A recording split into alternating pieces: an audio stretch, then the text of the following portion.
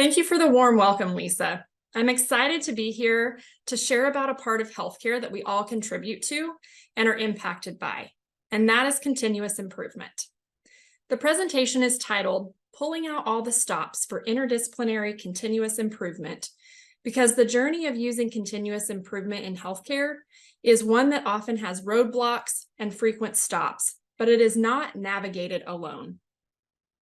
Some of you may be joining today thinking about times your unit or organization has started a project that didn't get finished, or made a change that didn't stick, or that just wasn't successful, or didn't work in the way it was intended. Sometimes those roadblocks are structural, and sometimes they're cultural.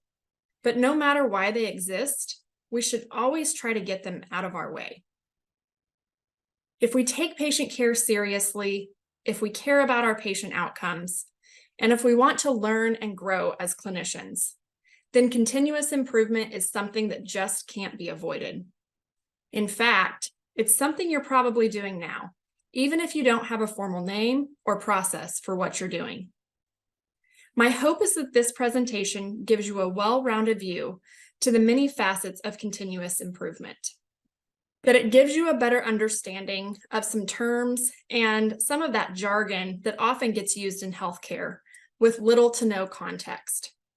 And lastly, that it gives you enough information and some confidence to take concrete steps in your own organization to start, or perhaps even continue, your continuous improvement journey.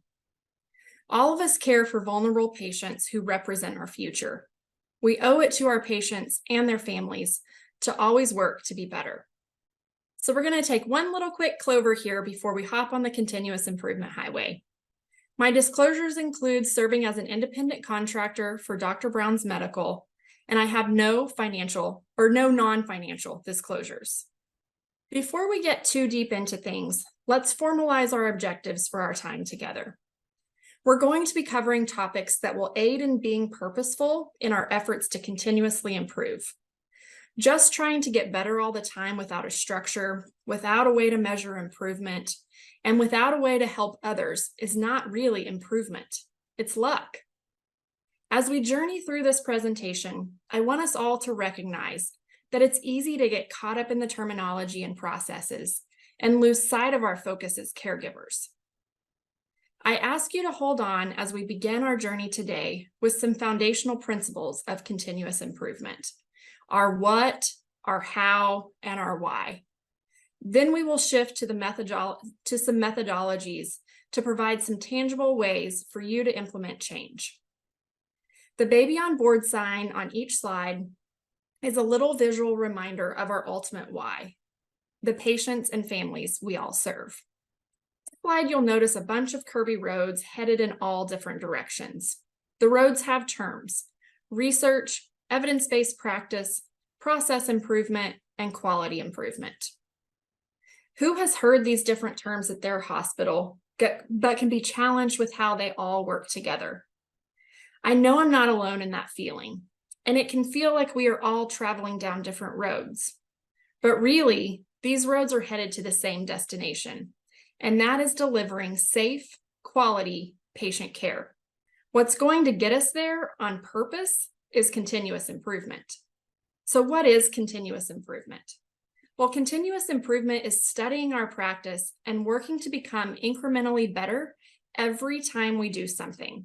So let's try to make this simple with some basic definitions. First is research. Research generates new knowledge or validates existing knowledge based on theory. Research validates findings that become our evidence. Some of you may work in units with active research studies where you may even be directly involved. And some of you may work in areas that do not conduct any research. In my experience, I have found research to be really exciting to be a part of. But during the process, it can be difficult to not want to implement what is being studied for all the patients, especially when you feel like it's the right thing and it's the best thing that's coming for that next patient care initiative. So it can be hard to be patient and wait for those results to be analyzed, validated, and disseminated through various publications and presentations. So interesting, at one time, it took almost 17 years for new knowledge that's generated by research to be implemented into practice. We likely already moved on to the next practice improvement before that research evidence could be implemented. But with the internet and much more widespread knowledge sharing, such as through our various literature databases, conferences, listservs, social media, that gap in research translating into practice is closer to 9 to 12 years. And here is where evidence-based practice happens. So evidence-based practice is using the best evidence to improve patient outcomes. Evidence-based practice involves translation of evidence into practice by processes through which research knowledge is created, circulated, and adopted into our clinical practice. PhD-prepared clinicians have long been the primary role responsible for conducting research and generating new knowledge that becomes evidence. Healthcare as a whole is still challenged with that gap in time, that once 17 years, now 9 to 12 years, that new knowledge that's generated by research and it being validated by that research process and eventually being implemented into practice. So one solution created for healthcare is the Doctor of Nursing Practice degree. The DNP prepared nurse conducts translational research, and this is the scientific process by which evidence is implemented in practice. I once heard the goal of the DNP role is to decrease that gap of translation of evidence into practice to closer to 5 years. Can you imagine how much faster we could improve practice together if we were generating new knowledge and getting it into practice that quickly? It would be pretty amazing. So DNP prepared nurses are not the only answer. We don't have to have a formal degree or be in any specific role to be part of implementing evidence-based practice. In fact, decreasing the gap of translating research evidence into practice requires interdisciplinary involvement. That's all of us, which we will discuss more in our presentation today. Before we go more into that, let's talk about these other two terms that are on the slide. Process improvement and quality improvement, and how they are different. So process improvement focuses on the administrative systems, the how we deliver care. So once we have a practice, how does our team use the tools most efficiently, effectively, and accurately? Process improvement can be directly related to patient care delivery or staff workflow that impacts the environment in which we work. Quality improvement, on the other hand, focuses on the impact of our patient care delivery, the patient, the caregiver, and the organizational outcomes.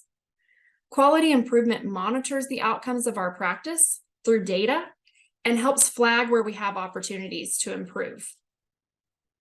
Whichever road we're traveling down, remember that all of these concepts are related and should lead us to the same destination. And again, that destination is to deliver safe, quality patient care. To get there, we want to utilize practice methods that are verified through research so that we know they work rather than having that feeling like they work. We want to work to translate research into practice in the real world.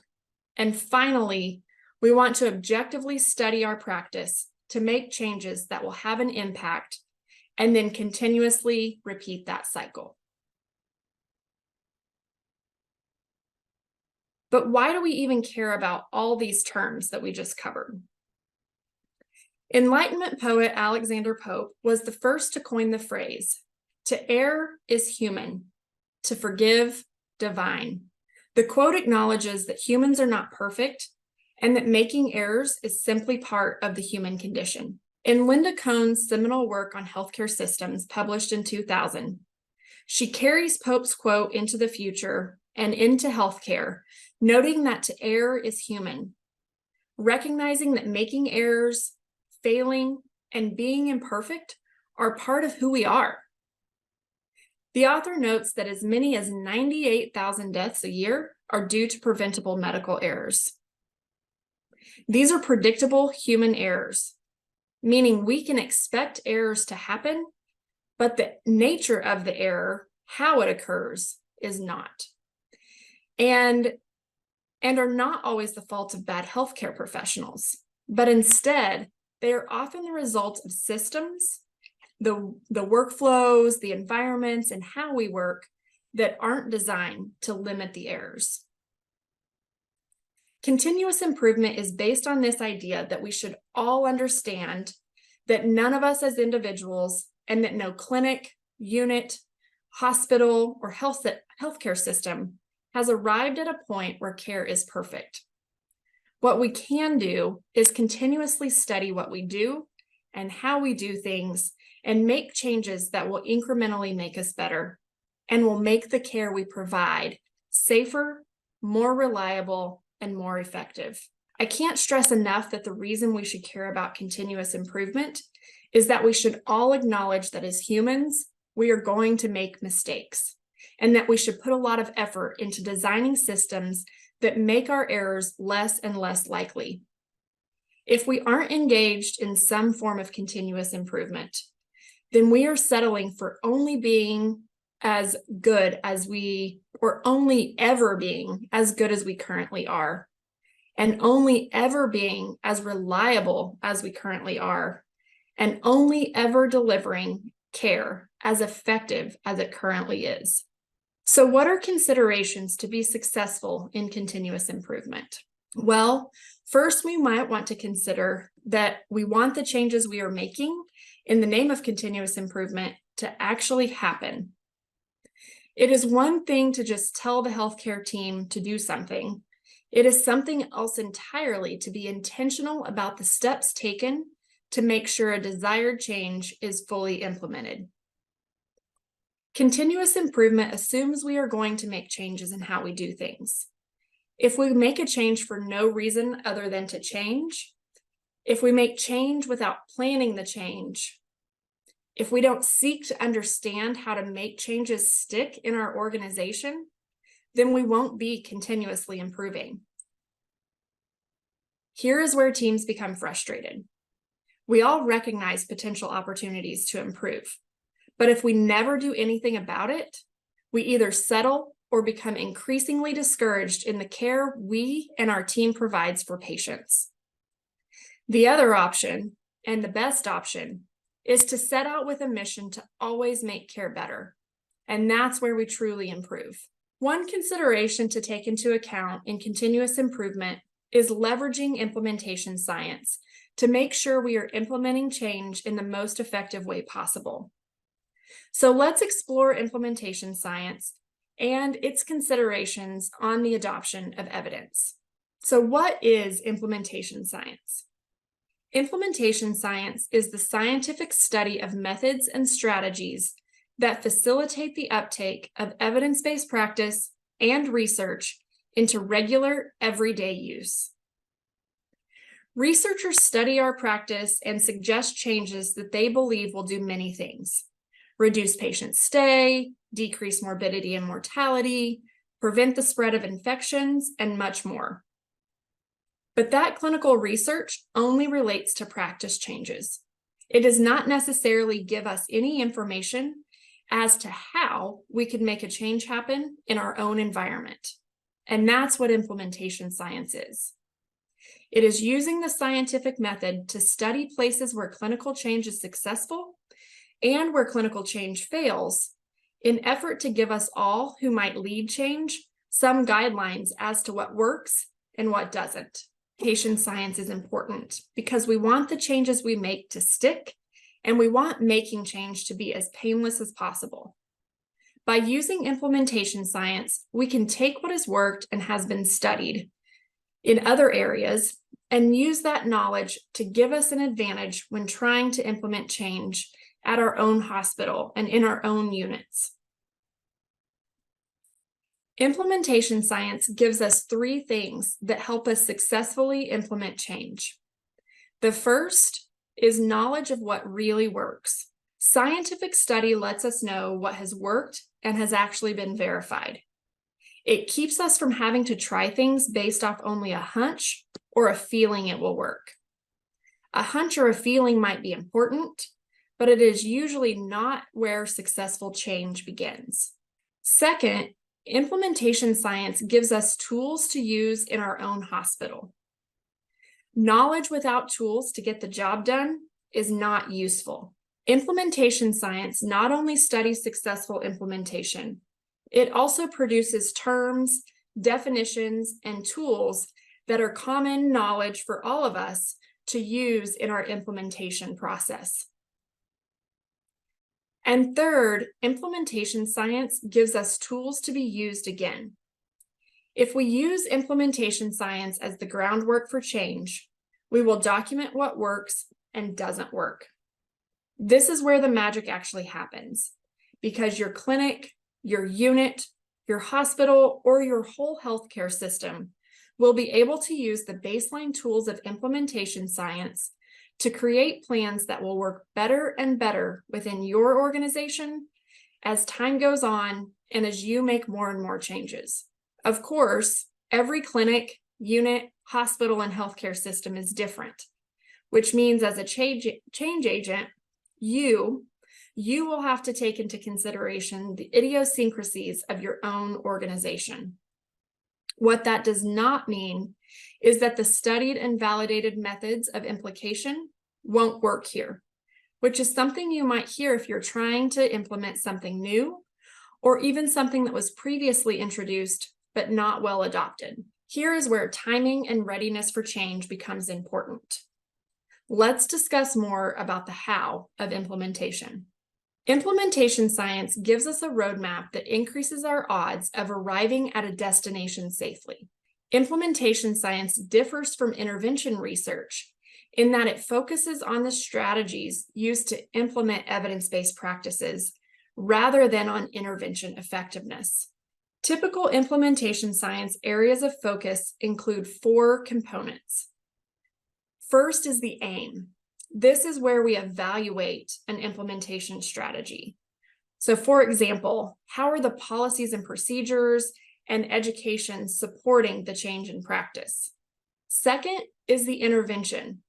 This part of implementation science is focused on the clinician behavior or the practice change that's being made. So here's where we ask, what are people saying? How are they on board, or are they opposing this practice change? And do we have compliance with the new practice? Next are the outcomes, which there are so many ways to look at the outcomes of what we are implementing. Some of the outcomes are the acceptability in our practice, the adoption, the appropriateness, and the appropriateness may again go back to that time and place, not necessarily the wrong practice to be implemented, but it may just not be the right time. The feasibility, the fidelity, how are people committed to making this practice change? The implementation cost and the penetration. So when we implement something, did it only go to that team of 5 champions or super users, or did it penetrate the entire staff so that we could make a complete practice change? So these are how well the outcomes really look at how the practice change is spreading and being used by all team members. And then the sustainability is really important to measure in our implementation science outcomes. The fourth focus of implementation science is the unit of analysis. And this is focused on the clinician, the team, the unit, or the organization, wherever that change or practice is being implemented. So in addition to my family enjoying the outdoors and being continuously amazed by our national parks, my husband is a political scientist with a high interest in environmental law. I share this as a preface to a quote that I'm about to cite as we explore the who of implementation science. So John Muir was the founder of the Sierra Club, and he has this famous quote about nature, but it applies to organizations and to healthcare as well. So the quote is, "When we try to pick out anything by itself, we find it hitched to everything else in the universe." This is so often the case when we try to implement something new in an organization. Our change impacts nursing, which impacts therapists, which impacts social workers, which impacts dietitians, which impacts payroll and volunteers, and so on. Everything in an organization is connected in some way. So getting more perspectives involved is never going to hurt implementation. It may feel like it slows you down or it takes you a different direction.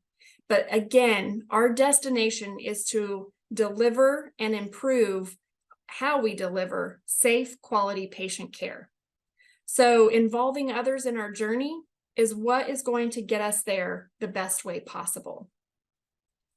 So when making a systemic change, it is usually a good idea to include more departments and stakeholders than you think is even necessary. In the perinatal setting, there are many incredible interdisciplinary team members we all get to work with, and those team members are who deliver care together for our infants and families. Involving all relevant team members in the design and implementation process will help us identify blind spots and make the journey of adopting evidence through practice change safer and more reliable and effective. I know some of the times I have learned the most when planning a practice change is when I created space and opportunities for all stakeholders to review and provide feedback on the materials that we were creating in the process of the practice change. Sometimes that was sharing policies and procedures, or maybe the work instructions, or it was sharing the educational materials to ensure that it made sense to all of our care team members.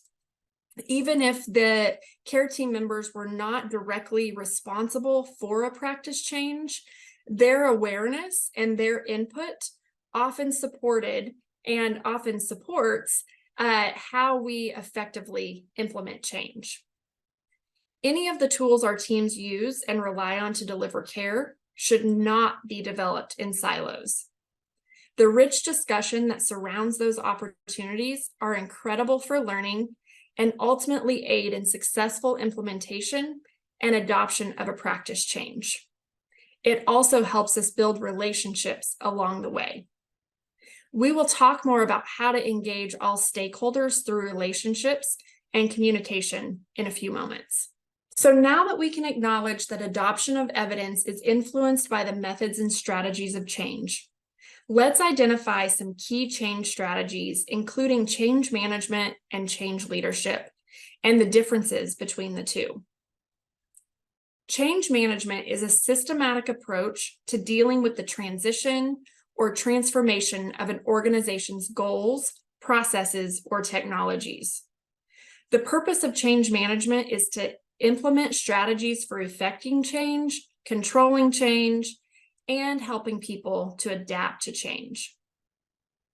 Change management usually involves a project tracker that serves as a checklist, including all aspects of the change to be accomplished within a specified structure for successful implementation.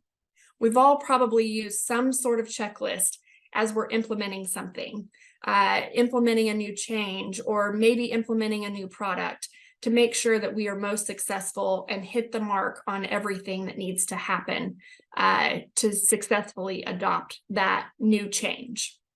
Change leadership, on the other hand, is a proactive, people-centric approach to change management, where we visualize change initiatives as an opportunity for growth and improvement rather than a single finite project. It requires being visionary, agile, and responsive to the changing requirements, and understanding how to overcome barriers to change. Change leaders are not the same as change managers or practitioners. While change managers administer change to achieve short-term goals, change leaders, on the other hand, command, influence, and advocate for long-term transformation initiatives. If employees are the driver of change initiatives, then change leaders are the ones that empower them to provide inputs. Leaders of change are the ones who engage with the initiative rather than impose the change. Any of us in any position can be change leaders. So we have at this point an understanding of implementation science and change management and change leadership. These represent initial concepts that we as healthcare team members need to understand in order to make effective change. So now we're getting into the nuts and bolts of different methodologies used to make change that will result in continuous improvement. This is why you're really here today. But how do we implement change to continuously improve? Let's explore some methods. Continuous improvement starts with and includes the people. That's us and all of our team members. How we engage everyone will impact our outcomes. Relational coordination is an understanding that implementing change is not only a technical process, but one that requires intentionality and effort in maintaining relationships. It understands the importance of social and human interactions that can determine whether a change works or not. There are 3 key principles of relational coordination that aid in implementing change. 1 is shared knowledge. We should all understand that the problem we are trying to solve, the practice change we are making, how the change will happen, and most importantly, we should have shared definitions for all the key terms. And this ensures that we're speaking the same language and have the same understanding as we go to implement that change. The second part of relational coordination is shared goals. Everyone attached to the change, physicians, nurses, therapists, and others, should have shared goals. It should not matter the person's role in the process that is changing. The goals are the same. And third is mutual respect. It is important that everyone at every level of change is respected for their contribution and their expertise. Here is an example of a story you may have heard before. In 1962, John F. Kennedy was touring NASA headquarters during the space race. He saw a janitor walking down a hall with a broom and asked the janitor what he was doing. The janitor replied, "I'm helping put a man on the moon." You can imagine just the surprise and the joy that everyone in that moment must have felt. And this is a great example of both shared goals and mutual respect. Everyone at NASA shared a vision and goals. The vision and goal was to put a man on the moon. This story clearly demonstrates that the janitor was experiencing a work environment that included mutual respect. He understood that his job helped execute the vision and meet the goals of the organization. And that, again, was to put a man on the moon, and he was part of that very exciting time. Dr. Jody Gattel's research on relational coordination shows us that relationships shape the communication through which coordination occurs, and that may be for better or for worse.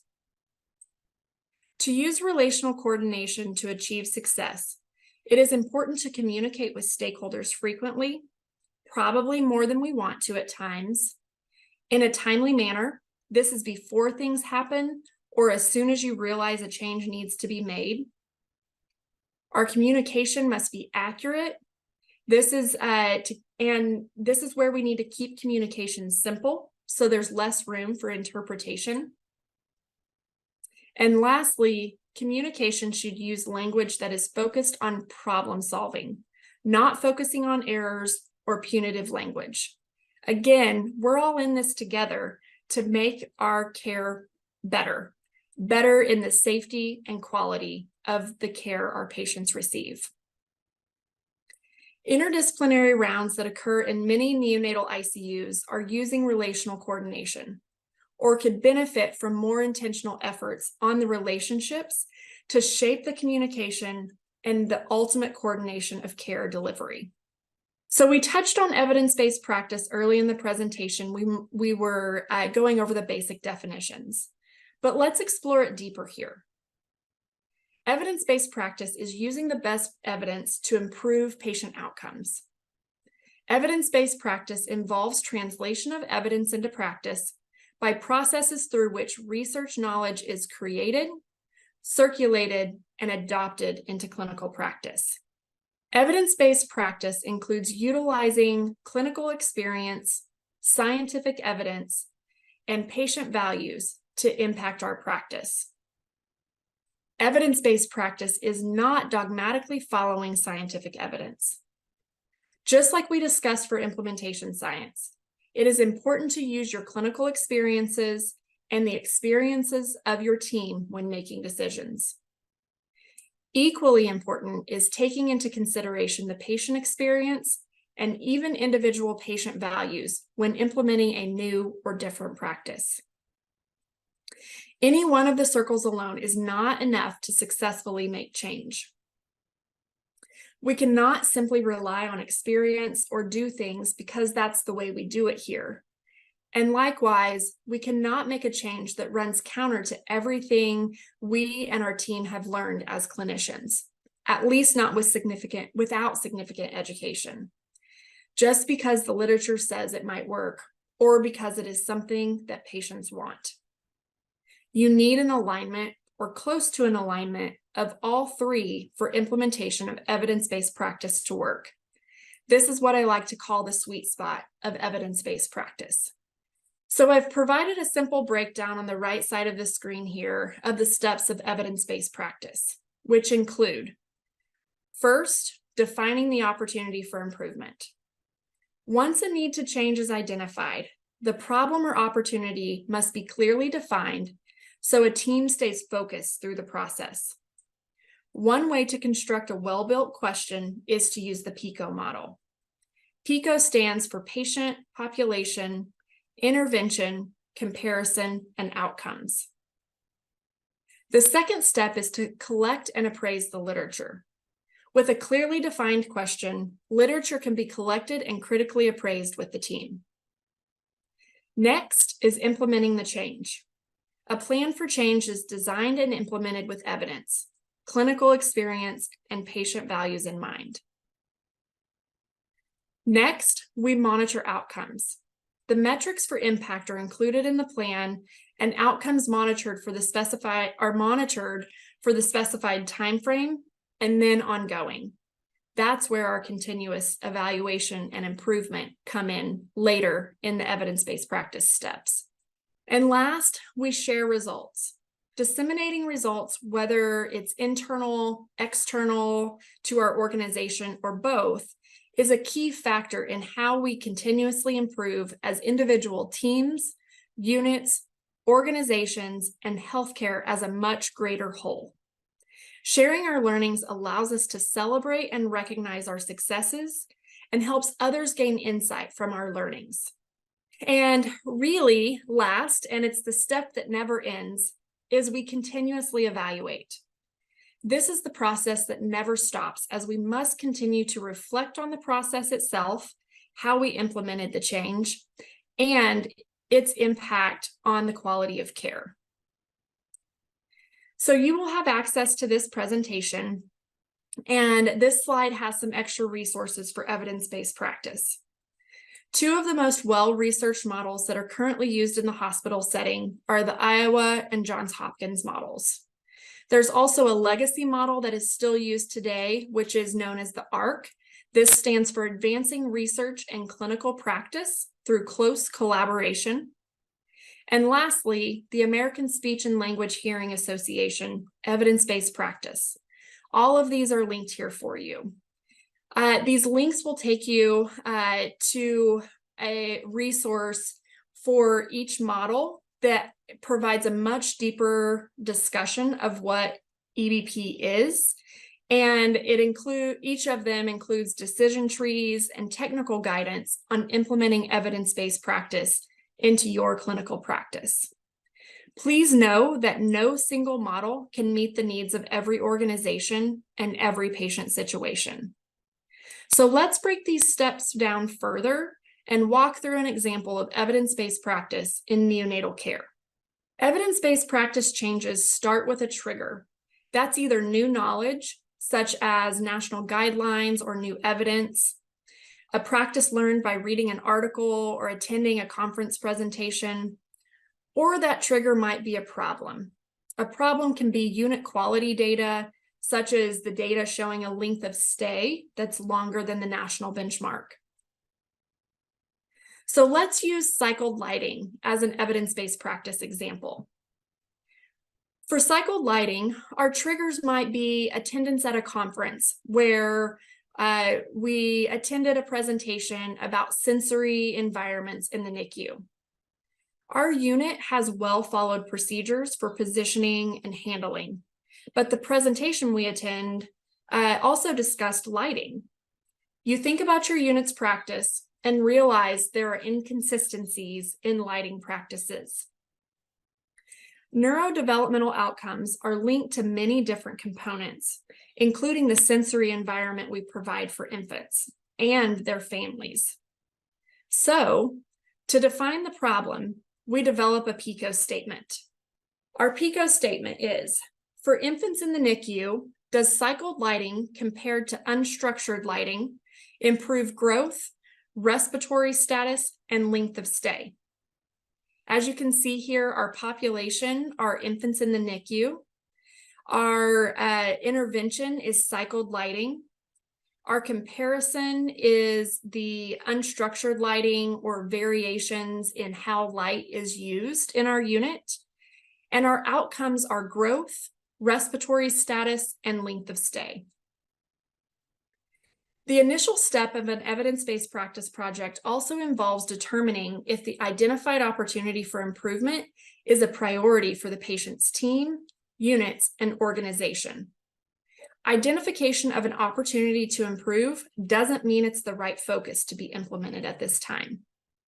Priorities should include timing, budget, and team composition. Do we have the right players to make a change? Forming a team is necessary for determining the priority and to move through the steps of the project. Interdisciplinary teams are a necessity because no evidence-based practice change involves only one part of the team. So next, using the PICO statement to focus our literature search, we collect and appraise the evidence. Organizing the literature can become messy. Who else has ended up with a pile of articles or files in emails and folders of hard copies of all the literature that relates to a project or a practice change that you want to make? Using a tool such as a spreadsheet to summarize the findings of each article will help your team define how the evidence will be implemented in your unit. It also serves as a resource of the supporting evidence for your change in practice. Let's take a closer look at an example of an evidence summary table. So this is an example of an evidence summary table. The basics for your team to collect about each article include the author, year, and level of evidence. We want to be able to quickly look at each article for more details when needed. A study design. Some examples of higher level of evidence are systematic reviews or meta-analyses, randomized controlled trials, and of course, national guidelines. Some examples of lower level evidence are qualitative studies and non-randomized single control group. The study design of the articles we collect is important for informing how a plan for change should be implemented in our unit. The sample size and population helps track what type of hospital and unit, such as is the article or is the study conducted in an academic medical center or a community hospital? Is it in a level 2 or a 3 or 4 neonatal ICU? These are important considerations when planning the implementation in your unit. Collecting the outcome measures of each article helps you identify the areas of impact you want to address in your project. The findings. This is a summary of the conclusion and considerations for next steps of each article. This helps you determine if each article is relevant for your project and how the findings can be used to inform your plan for change. And last, the appraisal of evidence and clinical application are really the implications for your practice. What does this article inform you of to design your change project? Instead of ending up with a pile of printed articles with notes on each page, organizing your articles in a literature summary table or an evidence summary table can help your team collaborate on the appraisal of evidence that supports your change and your ultimate improvement of practice. So let's take a look at the start of an evidence summary table for our project about cycled lighting. As you can see here, we have collected 4 articles for our evidence-based practice project. The first column lists the information about the article, so we can easily retrieve it for more details. The second column helps track the type of evidence and the intervention. So what are the authors studying? The sample and population helps us track the significance of the outcomes and relevance to our clinical setting. Large sample sizes should have greater generalizability, and the setting will help us determine what is feasible and applicable to our unit.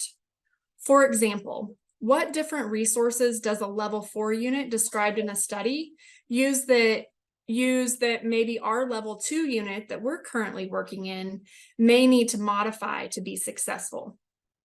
The outcome measures are most likely not all the same in every article.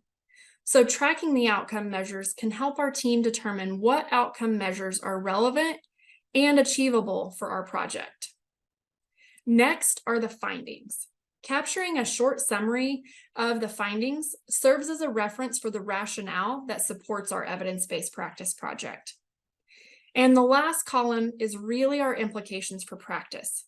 What does each article inform us of to include in our evidence-based practice change plan that will improve our practice and ultimately our patient outcomes? So now that we have our evidence collected, appraised, and organized, let's move to the next step, which is implementing the change.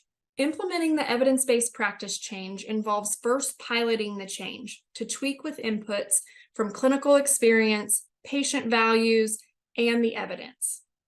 This can be done with a small group or a subset of patients over a few weeks. This pilot will help inform how best to implement the change for the larger whole and achieve sustainability. To effectively implement change, we must engage key team members.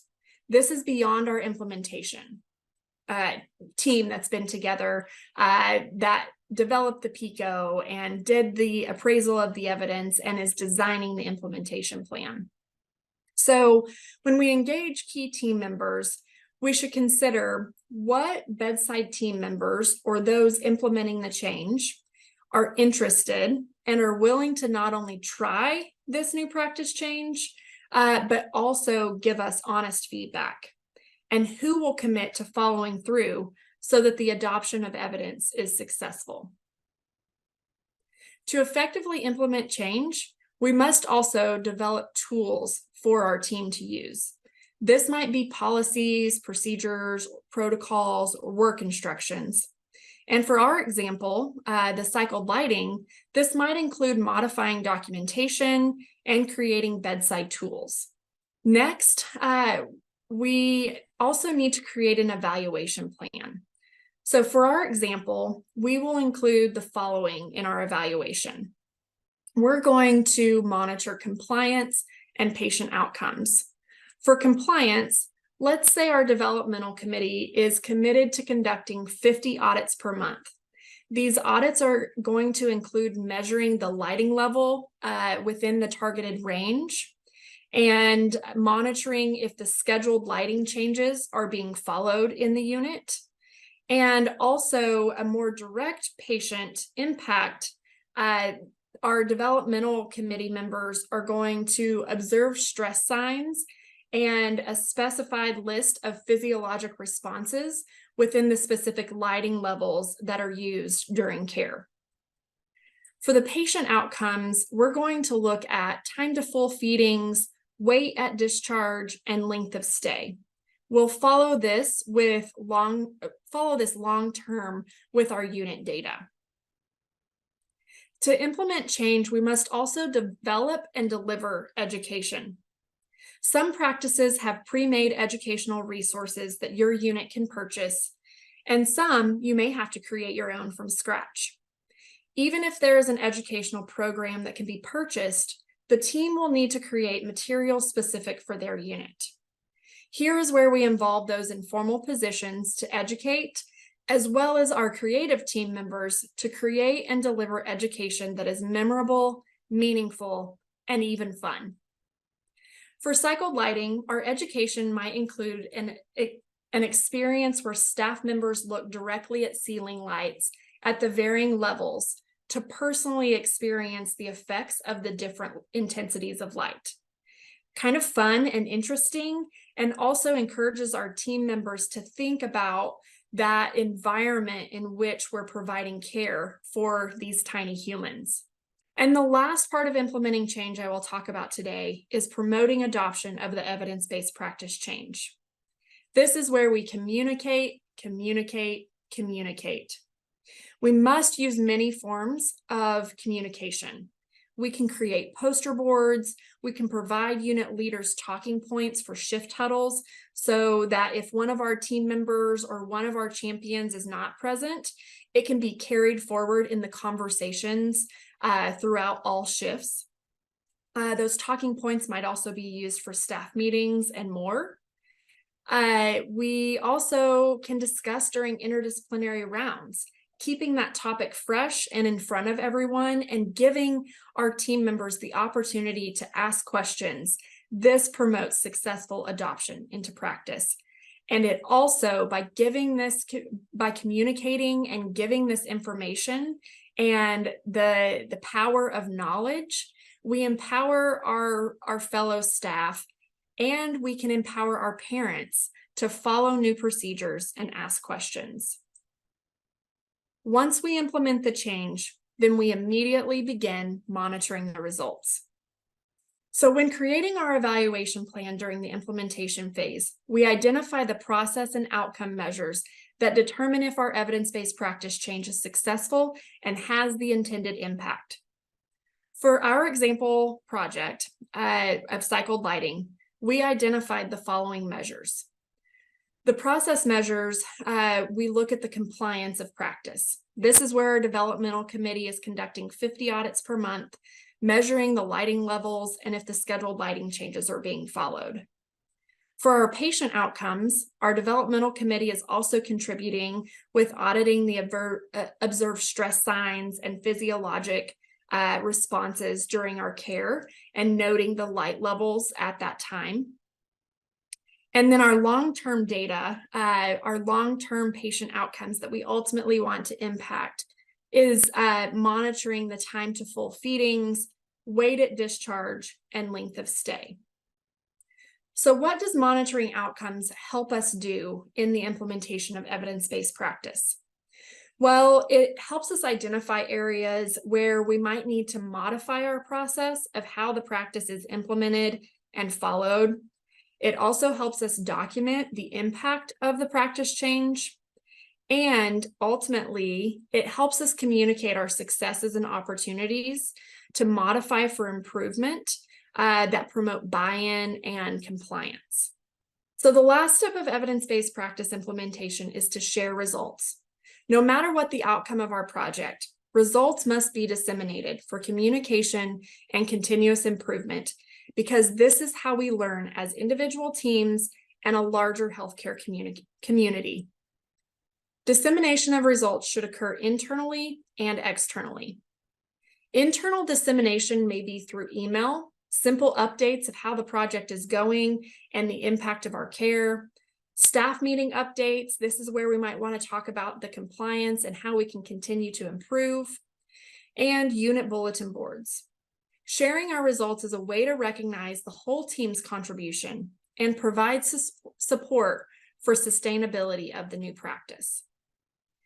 So for our evidence-based practice example of cycled lighting, creating notes with a summary of the developmental committee's audits to be shared during huddles or staff meetings is one way we might want to share results, and a great way to showcase improvement in practice. A bulletin board with quarterly quality data that indicates where we implemented that cycled lighting initiative and marked with a star on the graph to show improvement in outcomes can help connect where cycled lighting was implemented and the time to that it affected our patient outcomes of time to achieve full feedings, discharge weight, or the length of stay improving. External dissemination can be as small as sharing about the project through poster fairs at our organization, grand rounds, or other mechanisms where clinical projects are shared in your organization. For the cycled lighting example, an interdisciplinary team sharing results in their respective departments can inspire and even empower other units to set out for an evidence-based practice change. External dissemination can also be larger, such as presenting at a local or national conference or publishing an article in a journal. Anyone can be part of larger dissemination. Whether you have published many times or presented at various conferences, or if you are new, there are many pathways to dissemination, and they're best achieved as a team. So we have now completed the implementation of our evidence-based practice project, but our work never really ends, because then we continuously evaluate the practice in our care delivery and outcomes. That's where our continuous improvement efforts shift to sustaining our evidence-based practice change through continuous evaluation. And we do that through process and quality improvement. Dwight Eisenhower famously said, "Plans are nothing, planning is everything." Obviously, he didn't literally mean that plans are nothing. What he meant is that the act of planning, or in our case, the act of using process and quality improvement, is where the real magic happens. When we bring together a diverse set of stakeholders to deeply study changes we have made or want to make in our organization, we hear more perspectives, see more potential roadblocks and pitfalls to avoid, and learn about more pieces of our organization. This means that the planning and the study of change is often the most value-added piece of what we do to improve care. In healthcare, we seek to improve our quality, our patient outcomes, and our processes, the how we do all things. Both are important. If a hospital has great patient outcomes but bad processes, then the outcomes won't last forever.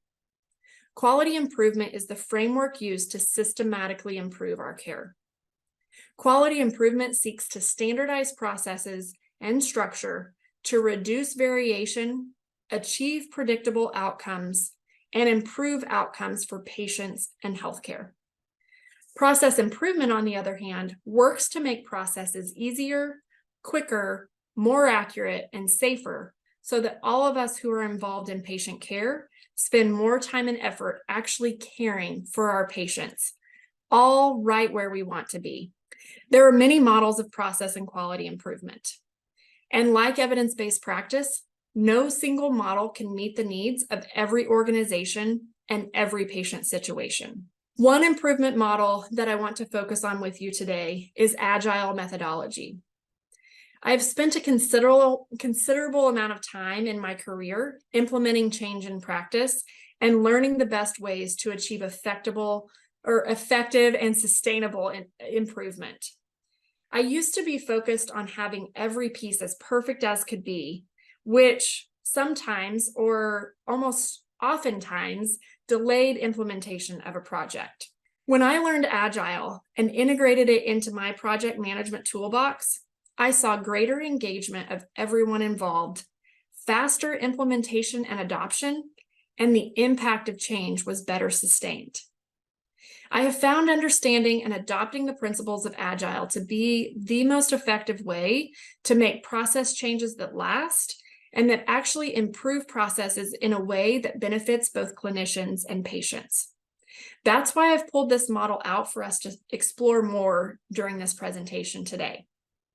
If I were to simplify Agile as much as possible, I would say that it's used to work through projects, recognizing that we must fail fast and fail often so that we can learn fast and learn often.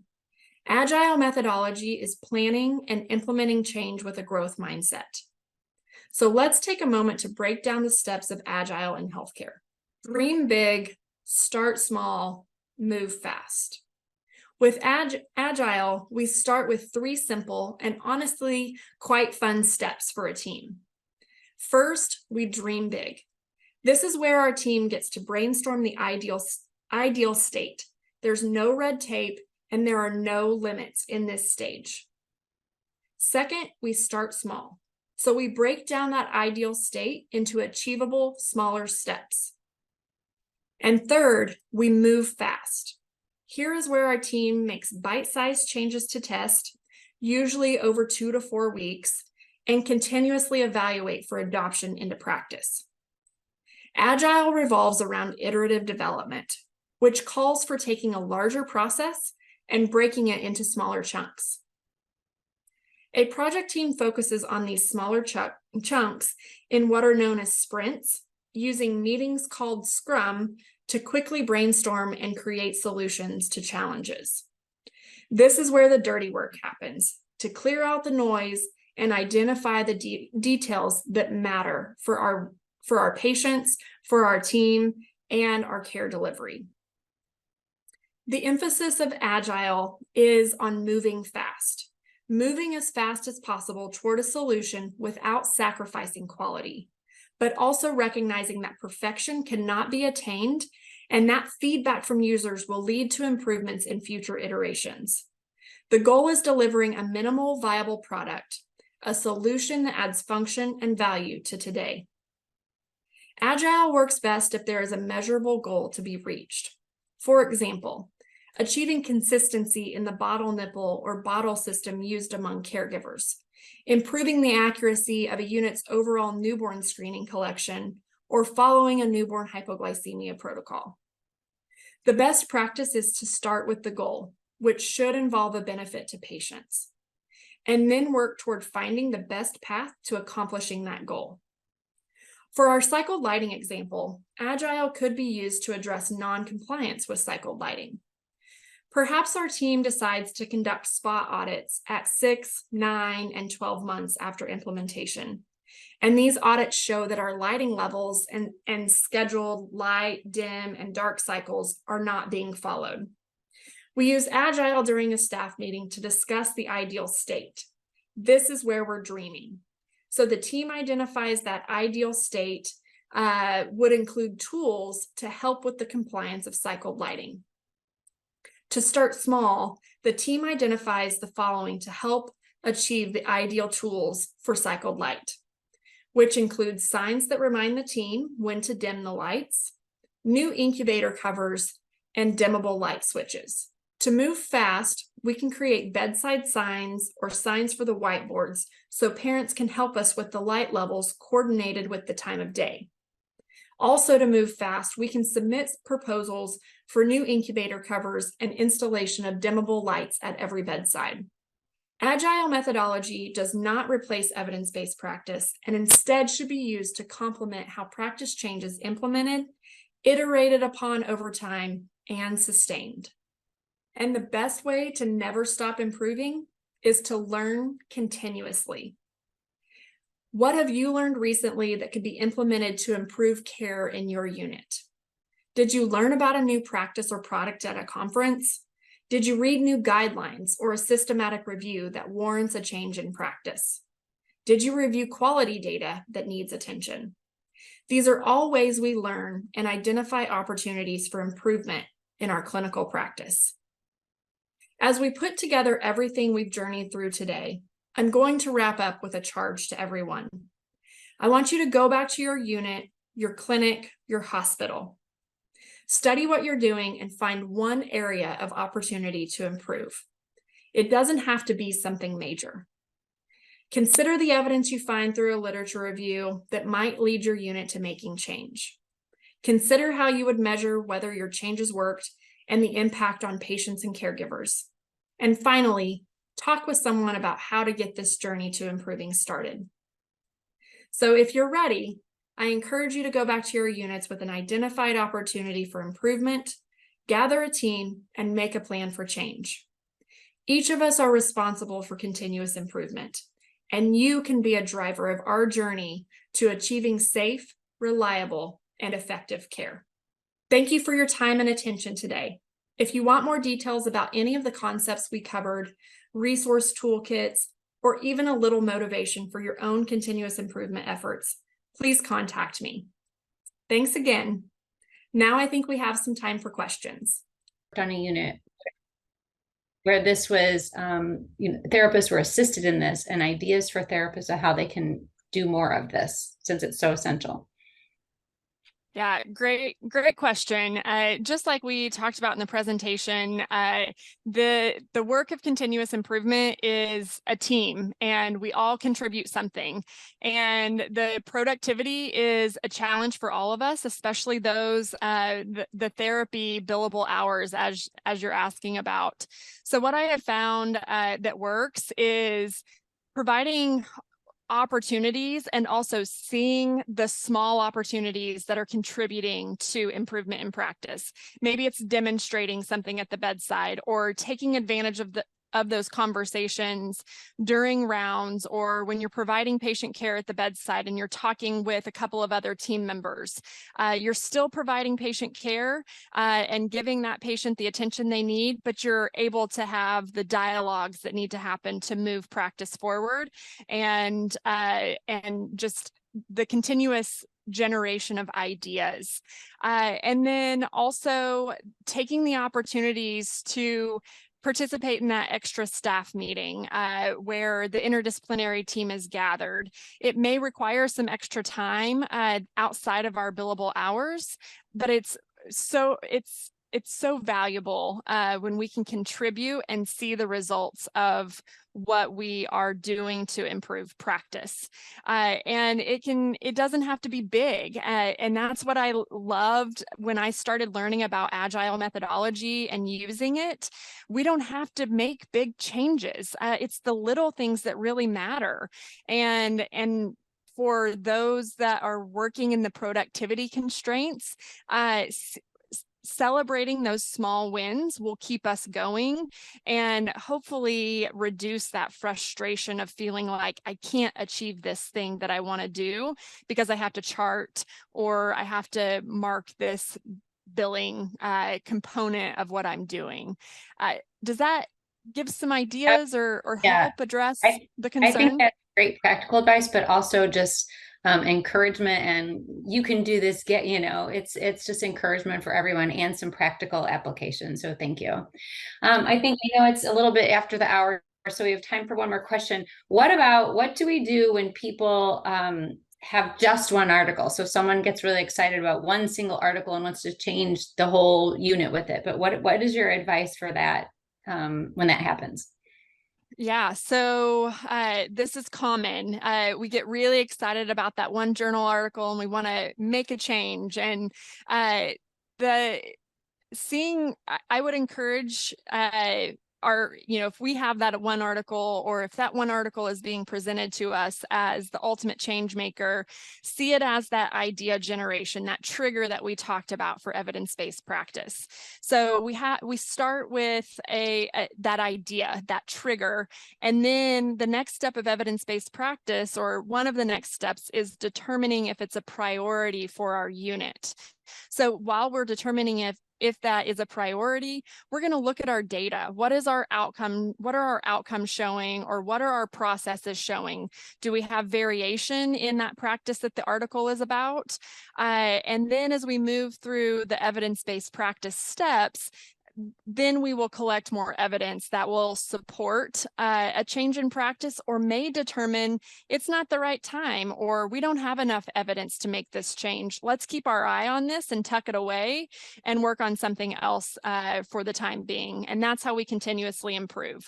We get the ideas, maybe we proceed with them, maybe we hold on to them, and it eventually happens. So going back to that celebration, recognize that it's a great idea, and then determine if we're going to move forward with it right now or save it for later.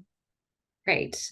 That is great. Again, great practical advice. So I just want to thank you from all of us at Dr. Brown's Medical and all of our viewers here, thank you for sharing your knowledge and expertise with us on just a really important topic. So thank you, everyone. And I want to remind everyone that you will be receiving an email in the next couple of days. Again, as I mentioned at the beginning, we're having some problems with our link for that automatic generation certificate, but you will get it and we will get that to you. We know how important that is.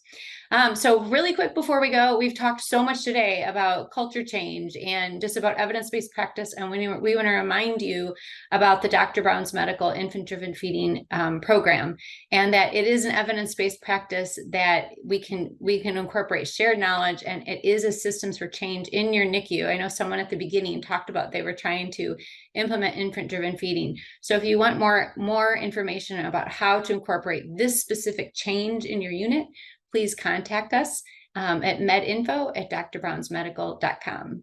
And I also wanted to give a big shout out, I forgot to do this at the beginning, to all the neonatal therapists here, because it is International Neonatal Therapy Week. So congratulations to all of you, and thank you for all of your hard work. And we will see you next time here at Dr. Brown's Medical. Thank you all. Bye-bye.